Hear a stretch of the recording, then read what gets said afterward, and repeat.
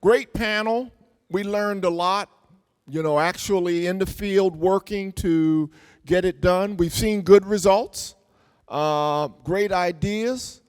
The idea of having temporary housing available is key today in this real estate market.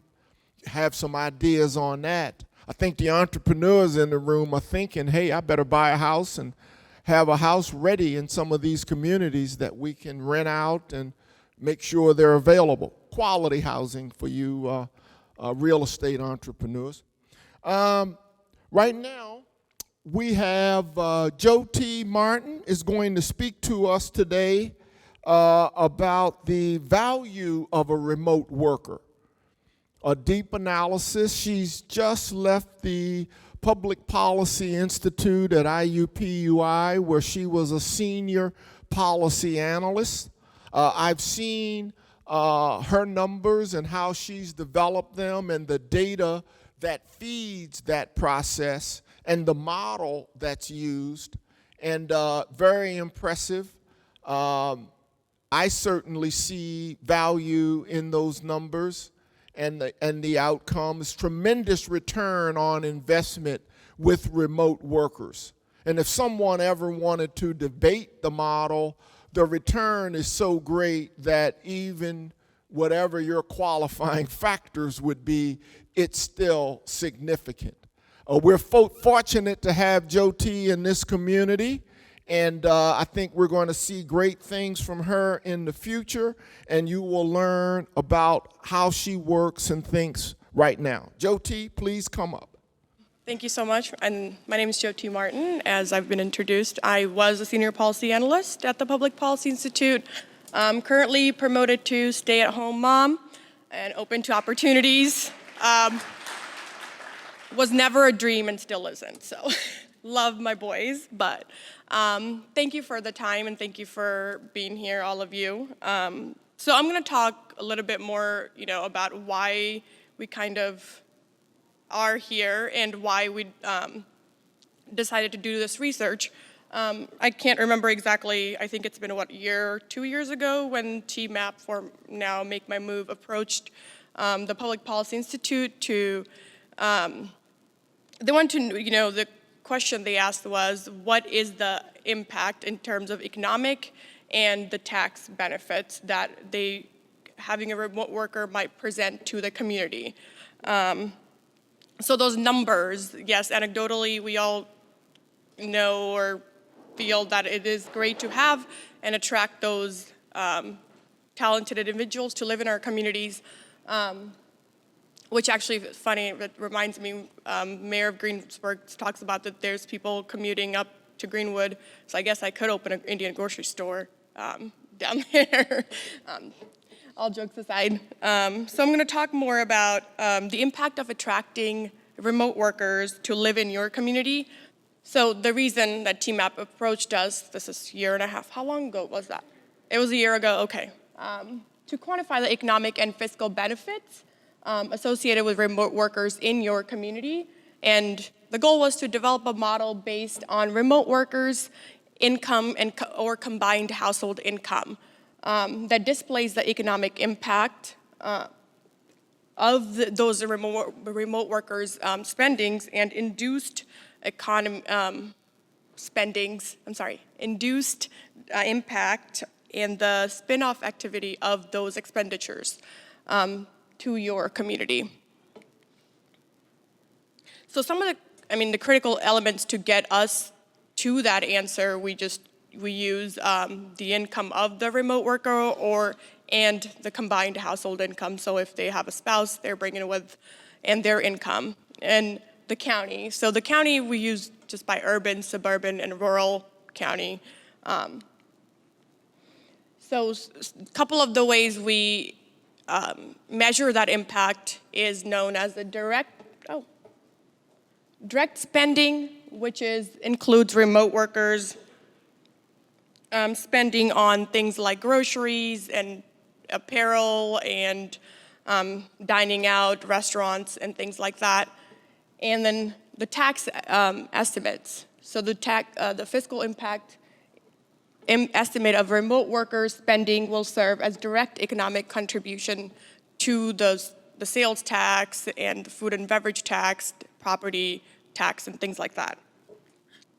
So using the income of the total household income that the remote worker brings, and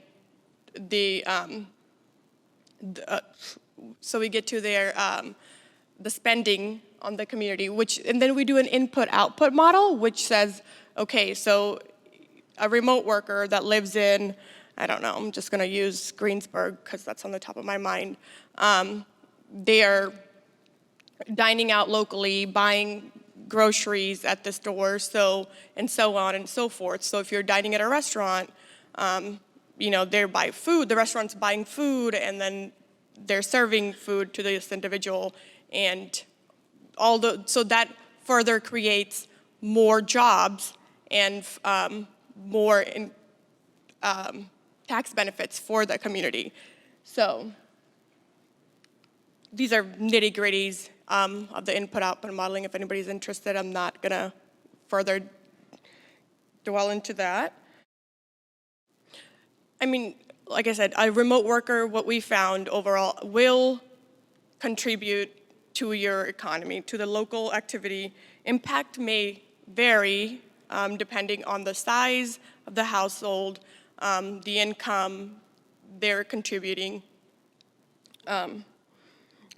So not only are they spending money in your local food, drug, whatever that may be, the direct spending, again, they're also hopefully, property taxes and then state, that extra revenue that's generated for the state and your local taxes.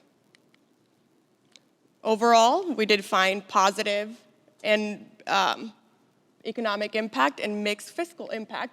So I'll give a couple examples, which I think are more fun to talk about rather than what's happening. So here's an example of a person.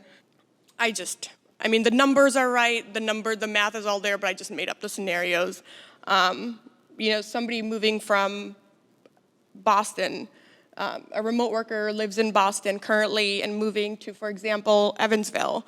They're making $90,000.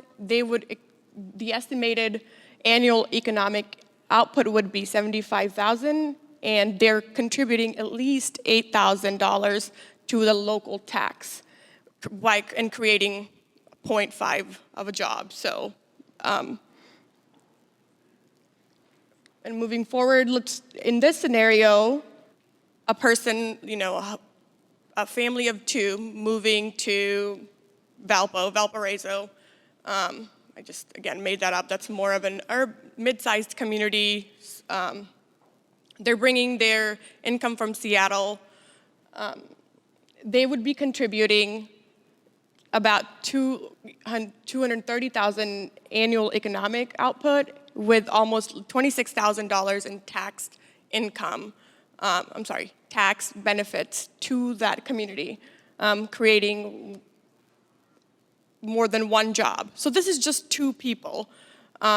So I wanted to see, kind of show you what it looks like if you're recruiting, let's say, 10 people, and this is to Indiana, regardless of what community. So let's say if there's 10 people that have an average income of $75,000, how much would what the impact would be? So total, they would almost $500,000 of annual economic output and contributing $60,000 more to your tax base, and creating almost 4 jobs. So this is a very modest example and a modest, I didn't realize, modest estimation, trying to, and this doesn't take into account things like, let's say, if I know Bloomington, it's the mill, if there's an entrepreneurship program that's gonna build maybe a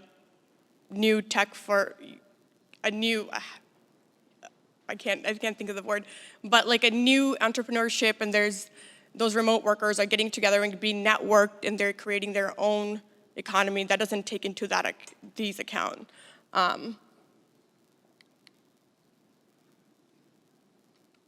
That's all I have in terms of my quick. Is there questions I can take or?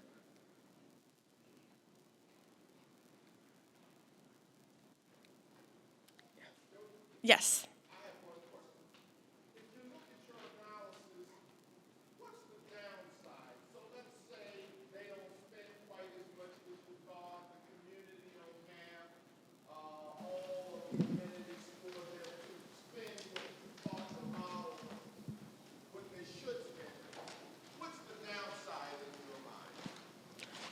That's 10% down, is it 30%? honestly, I don't have a number for. I know what you're saying, but like I said, this is a very modest. So I think we're calculating the least amount of, not the least, but this is not calculating the most benefit they would have. Right. So, So there's actually some upside from I here. think there's more upside to it than I couldn't find any Very good. for the time being. Very good. Yep. Are there other questions for Joe T? I mean, the return is compelling, and it feeds on itself and builds on itself as you bring in more workers, and they support each other. And the large employers would love to see this as well. Joe T, thanks so much. Absolutely.